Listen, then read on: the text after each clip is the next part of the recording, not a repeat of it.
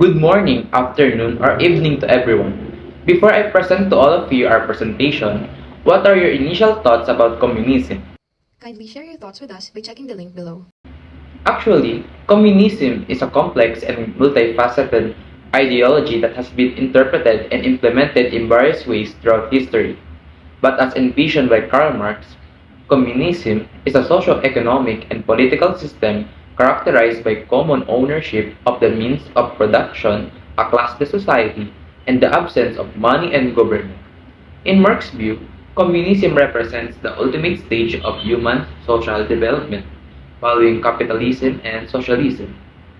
There are many aspects such as the class struggle, labor, and etc. The next presenters will give their insights on what is really thought about communism in Marx's view. To begin with the topic, I would first describe you the two important terms and two main classes in a capitalist society written by Karl Marx. The first word is pronounced as bourgeoisie. They are those who belong to the middle and upper class. So in short, mayayaman. They are those who own means of production such as businesses, factories, lands, machineries, houses, at marami pang iba. So in order for them to gain more profit and wealth, they sell products and even services through the help of the working class na ine-employ nila.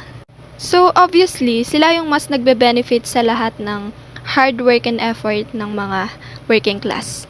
Example of the bourgeoisie are CEOs, landlords, bankers, and some entrepreneurs at marami pang iba. While the proletariat naman is the working class I've mentioned kanina. They are the total opposite of the bourgeoisie. They belong to the lower class and they don't own any means of production. So ang choice lang nila para kumita sa pang-araw-araw na pamumuhay ay ang magtrabaho under the bourgeoisie. They sell their services and labor powers to the bourgeoisie to earn their living. Example of these are the tenderas, the factory workers, and marami pang iba.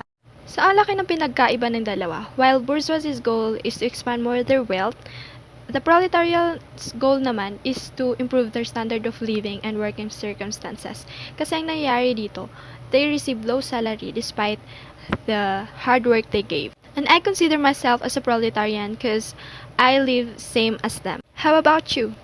Anyways, let's proceed to the next report. For this part of our reporting, we're going to talk about class struggles as a political struggle. According to Karl Marx, every class struggle is a political struggle. Ano nga ba ibig sabihin ni Karl Marx dito? Well, this only means that if the proletariat and the capitalists are fighting in an economic war today, they will be forced to fight a political war tomorrow in order to protect their respective class interests. Paano nga ba nagiging political struggle ang mga class struggles?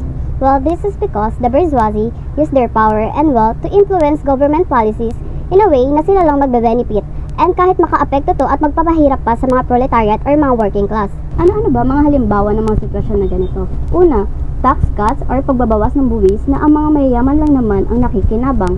Pangalawa, the regulation of industries. Dito na pumapasok yung paggamit ng mga kapitalismo or mayayaman ng kanilang pera at kapangyarihan upang umayon sa gusto nila or layunin ng negosyo nila ang batas. At pangatlo, budget cuts sa mga social programs na makakaapekto sa mga working class. At para malabanan yun, ang mga proletariats ay susuporta ng mga political groups that will help them defend their rights, including na doon yung progressive taxation, workers' protection, and pagpapatibay ng mga social welfare programs. Maraming situation na nagpapakita ng political struggle between the bourgeoisie and the proletariat. Example na dito ang tuwing eleksyon, mga strikes at protests. This political fight between the bourgeoisie and the proletariat might escalate into violence in some situation. For example, in the Philippines, it is common for the wealthy to resort to violence in order to get what they want or to obtain what they desire. For example na lang natin dito yung mga nababalitaan natin pagkawala or mga abductions, disappearance ng mga members and leaders ng mga labor organization na nagsispeak out against sa mga crimes ng mayayaman or mga bahon nila. Itong political fight between the bourgeoisie and the proletariat will be the deciding factor of what our society would look like in the future. Kapag ang mga bourgeoisie ang nanatili sa pwesto or kapangyarihan, and then our society will continue to be divided into two classes. Yung mga bourgeoisie, they will continue to exploit the proletariat, and ang mga proletariats naman, they will continue to suffer from poverty and from inequality. However, kapag ang mga proletariats ang nanalo sa political war na to, then our society may be turned into a classless society in which everyone is equal. Proletarians and Communists. So in this chapter, the relationship between proletarians and communists were outlined. Also, misconceptions about communism were addressed, including their aims. So as mentioned by Ms. Mambuay, proletarians are those who belong in the lower class. Lower class in terms of social and economic class. So initially, the term proletarians referred to industrial workers, which is used to describe the working class under capitalism. But in the modern world, this term has now changed to describe a wider range of workers who experience similar problems such as the low wages, lack of benefits, job insecurity. This job insecurity are those temporary or part-time works, and also poor working conditions. So who are these proletarians anyway in our modern world? They are the healthcare workers, which is yung nurses, service workers, nandyan yung retails, food industry, and yung hospitality. In agricultural laborers, ayan yung farm workers. And yung mas kilala natin as proletarians are those manual laborers who are the janitors, construction workers, and maintenance staff. Why? Why are they considered as proletarians? Firstly, because they do not own any means of production, hence they only sell their labor power. Another reason is they have less control over their work. And lastly, their wages are low. So now we know who are these proletarians and what is proletarians. Now let us proceed to communists. Whereas yung communists, in simple terms, they are the advocates for a classless society, in which the productions are owned and controlled by the people. The people here refers to the members of the society regardless of their social and economic standing. So in the modern world, those individuals or groups that advocates for the same reasons are considered as communists. So, ang modern communists natin ay activists, intellectuals, ay yung scholars that engages in discussions that critiques the capitalists. And another one is online communities. They foster discussions and promotes communist ideas. Thank you, Ms. Guerrella, for introducing us the two parties. Now, we'll figure out what their goals or aims are in our society. So first, the goals and aims of the proletarians. So, they want the protection of their labor rights. Ito po yung pagpapatupad ng labor laws na, for example, isa-secure at i-maintain yung tamang pagpapasahod sa kanila, may increase, may maayos yung pinagtatrabahuan or workplace, may health insurance, especially kung mabigat na yung trabaho, or risky na. Also, they wanted to feel included, especially kung value nila as workers yung pinag-uusapan. Next is the quality education. Means they want an accessible and quality education for all. Yung isa sa mga reasons nila dito is para mabuwag yung cycle na para lang sa mayayaman ang edukasyon na may kalidad. So, gusto nila na sabay-sabay mag-improve academically and personally regardless of social class. Marami pang iba, pero yung emphasis ng goal nila is nasa equality. Equal access to resources and opportunities also. So next is aims and goals ng communists. So, economic justice, social justice, and political power. In short, gusto ng mga komunista na magkaroon ng pantay na distribution sa resources na nabanggit kanina galing sa goals ng proletarians. So, yung reason nila dito is para wala ding maiiwan, walang magugutom, lahat busog, may trabaho, respetado, at lahat may karapatan. So, pansin nyo, nagre-resonate lang yung goals nila. Paras lang sila ng goals. And that explains their relationship na nabanggit kanina ni Ms. Guerrella.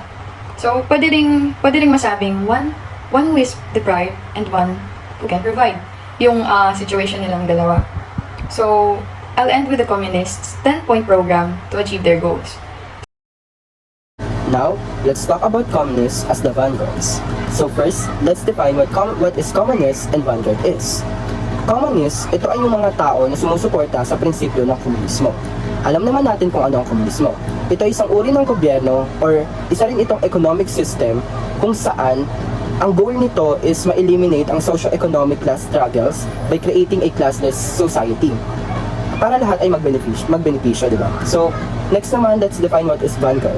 Pag sinabi natin vanguard, sila yung laging nasa unahan or forefront of an action or movement. Sila yung mga nasa unahan ng rally kasi sila yung may mga bagong ideya or mga bagong impormasyon para sa ikalalago o ikabubuti ng isang bagay. So, na-differentiate na natin kung ano pinagkaiba nila. Ngayon, mas palalimin pa natin kung ano nga ba ang mga komunista bilang mga vanguard. If you check the chapter 2, Proletarians and Communists of the novel The Communist Manifesto, makikita niyo dito ang pagkakapareho ng proletarians at ng communists, kung saan ang layunin nila ay mapabagsak ang bourgeois. So ano nga ba ang proletarian? Independence? Ang proletarian investment ay nabubuo ng dalawang salita, proletariat at independence, or independent. Based on the Communist Manifesto by Karl Marx and Friedrich Engels, proletariat refers to the working class, the one who works under someone for the means of manpower and production. So sila yung mga tao na binibenta yung labor nila in exchange for money, for them to buy things, buy their daily needs to survive. So the other word is independent. Independent means that you are free from someone's opinion or someone's power or someone's control. So proletarian independence involves the working class breaking free from the ruling class. It encompasses how should the proletariat stand their ground for them to be not exploited by the ruling class. Proletarian independence has always been the fundamental aspects for various social and communist movements, as well as revolution. It serves as the means of fighting back by the working class from the exploitation of the ruling class. So, ginawa nila ito para ma-break free sila or makawala sila sa pagmamalupit pagmamalupit nga ng mga capitalist sa kanila. So, kasi ang gusto nila is yung production is collectively owned. So, kung ano yung nagawa mo or kung ano yung parte mo sa isang bagay is dapat natukuha mo siya ng tama. That's all. In conclusion, the Communist Manifesto begins by examining the historical development of class struggles, particularly between the bourgeoisie and proletariat. It demands a proletariat revolution and criticizes capitalism. The following parts delineate the Communist Party immediate objectives, the communist function as labor representatives, and their tactical alignment with respect to other political functions. In order to achieve revolutionary change, the manifesto ends by highlighting the importance of proletarian independence, solidarity, and transient coalitions. Now for this last game, this game is called Bingo. We will give you the file of the bingo card and shade all the words or phrases that are discussed throughout the pre-recorded video. When you finish shading the bingo card, send it through an email in the link given, and whoever gets all the words correctly will get a reward. The reward will be given in the next session.